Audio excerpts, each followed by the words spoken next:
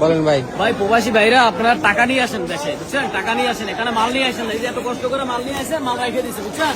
মাল নিয়ে আসেন না, এত কষ্ট টাকা দিয়ে মাল সব রেখে দিচ্ছে খুলে, বুঝছেন? আমি লাকিস পাইতেছি, 2 ঘন্টা ধরে ঘুরতেছি। এই যে বড় ভাই কি হারাইছে, আপনি কি পান না লাল ভাইরা ওই যে ভাইয়ের? আমার দুইটার একটা আমার লেগে স্কাইটা যা আসলো সামান ভিতরে এই ওদের সামান নিয়ে গেছে মনে করেন।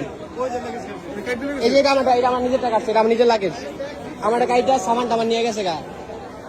প্রত্যেকটা মানুষ এরকম হয়নি, প্রত্যেকটা মানুষ, একটা মানুষ নেই, দেখেন কতগুলো মানুষ ব্যাগ হারাইলে একজন হারাইবো, প্রত্যেকটা মানুষের ব্যাগ হারাইছে দেখেন, অধিকাংশ মানুষের লাগেজ খুলছে।